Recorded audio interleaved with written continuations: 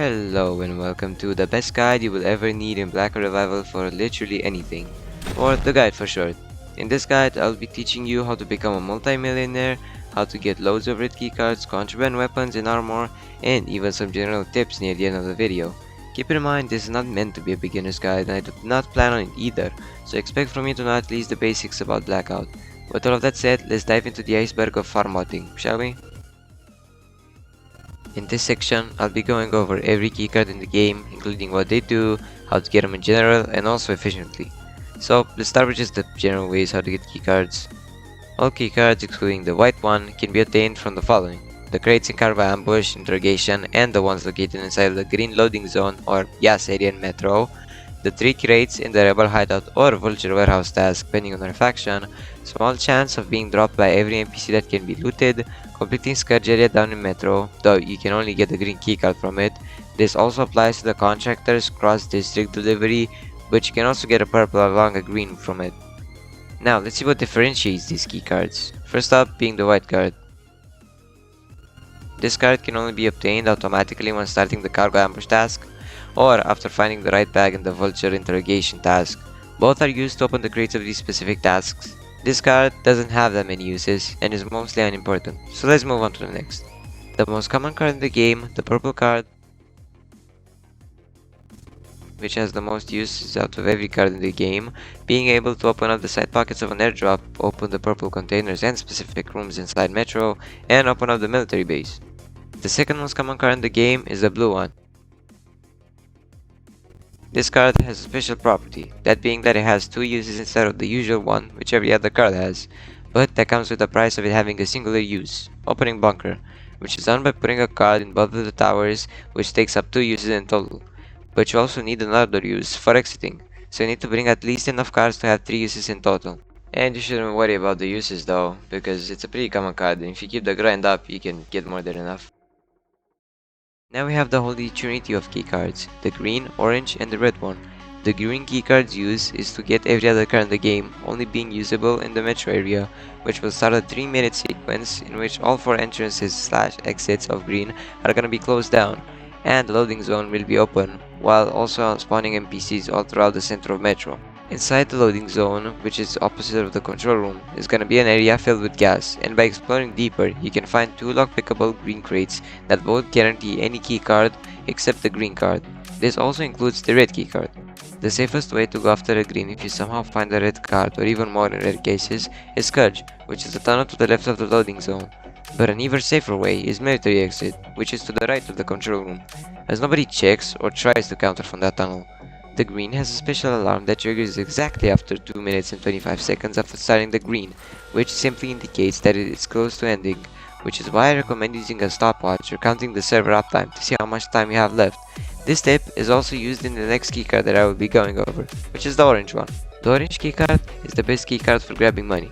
There are 3 possible locations where you can insert the card, but the best one out of the bunch is the one behind Oasis Fuel, because it contains an extra military crate compared to the other 2 locations, which is why I won't be going over them. I also recommend doing this in high population servers, as the money you get from looting is highly dependent on the player count. You will need at least 2 gas masks to complete this raid, because it is also full with gas. When entering, you will go down some stairs nearby where you can also find a crate with orange bands around it, which, when opened, rewards sentry turrets and also cash and valuables. These can be planted near the entrance as a defense mechanism against counterers, because God forbid anyone finds you doing any type of card without countering, including myself.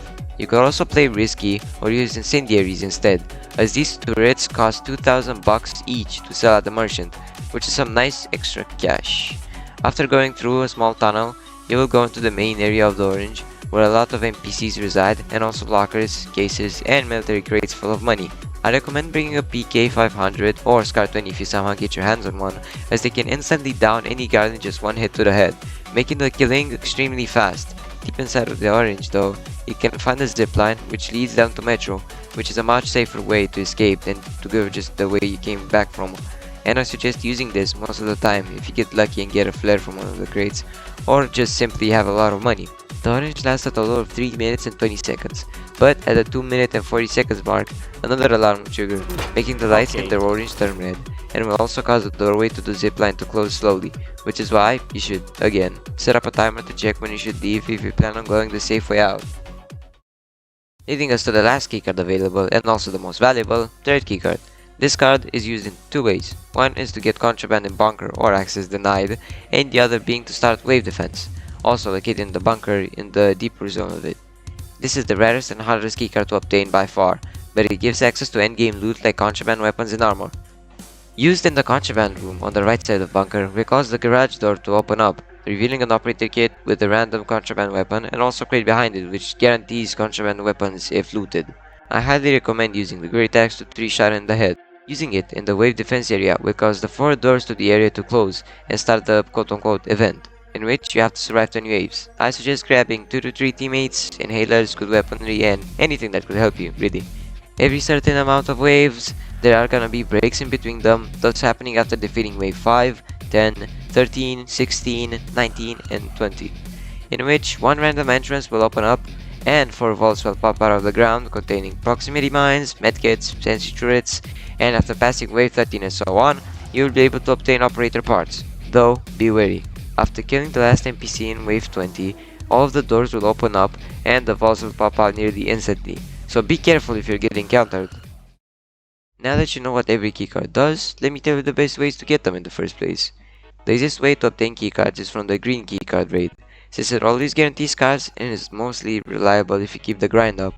And for getting the greens themselves, I suggest either getting influence and going to any contractor located at their respective bases, or at any capture point and using mentioned influence for the cross-district delivery, in which a drone will come to a pinged area and deliver a drop with a guaranteed green and also a purple. This only costs 20 influence, so you can simply do a cargo checkup as a vulture or duck hunt as a rebel for a simple green, or you could also do Scourge Arena for another guaranteed green by winning all of the waves. The third and last method is by doing cargo ambush. This was the most popular way to get keycards before green was added, but it is still kind of a viable strategy for getting any keycard, really, so give everything a try and see what works for you. So, you have the holy knowledge on how to be rich in keycards and in-game gear, but you want to be rich in the actual sense, right? It's actually way simpler than people make it seem like. You simply have to do Rebel Hideout or Vulture Warehouse whenever you get a chance, since it easily awards you 25k for doing it, which is pretty impressive, and you can also just do it with light tactical armor, a great axe, and some incendiaries to throw on the tank NPCs with maybe the help of a green inhaler and some heals. Or you could just buy a full kit. The second thing you should do is just passively do oranges. You got any free time and have Hideout or Warehouse on cooldown, just do a quick orange at Oasis and boom. On an average server with average looting, you should get at least 30 to 40k per orange and also the chance of flares. If you really want to go above and beyond, try selling access denied and just run cheap kits in general like base armor, attack, and the melee with heals. And that's about it for getting money, just be efficient with your economy management. Now here's my recommendations for what you should early unlock with the money you learned how to farm. For the really low price of 150k, the green inhaler is the best out of all of the inhalers, having literally no downsides and giving damage reduction on use. And after getting damaged enough, will heal you for twice or even thrice the damage you took. Only thing to note is to not push too hard, since the inhaler does take a while to activate after reaching the damage threshold. Another inhaler to unlock is the orange inhaler, coming in at 350k. This inhaler after usage gives you the Phoenix effect, which allows you to revive yourself after getting downed. This second life also comes with an improved jet drive effect compared to the purple inhaler, but also lasts shorter and will cause a much longer stun than purple inhaler. This also kind of works on contraband kits, as the second life does trigger, but the explosion sequence still continues and blows you up, and this also allows for you to be able to kamikaze yourself into other players or even contra kits. So if you think you ain't coming back out of a fight, simply pop it and be as reckless as possible. Though getting decapitated or exploding will cancel the previous effects, as it's kinda hard to revive a headless corpse. Don't try to unlock any other weapons, as you'll get them quicker by simply leveling up, and of course this also saves money! Also, honorable mention to how to level up quickly. If you're below level 20 or so, just farm Scourge. Completing it fully yields loads of XP and even greens or rain breakers. And after that, just spam weekly quests for large amounts of XP. So, yeah. And finally, a big thank you to the people that watched until the end. I really appreciate you guys for getting this channel to 100 subs, which I'm really grateful about. I'm also sorry for the surprisingly long upload schedule and because my microphone, which keeps cutting out for some frames and causes glitchy sounds. I don't know what causes it, but I'll fix it in the future. It's just that Blackout doesn't really make many updates or releases them lately, and I don't really think uploading those boring montage videos is gonna do any good. I really wanna just make guides for everything to help the player base before I think about other video ideas. Of course, if you enjoyed the video and like the channel, sub. Anything to boost this to as many people who need it. And please, have a good one.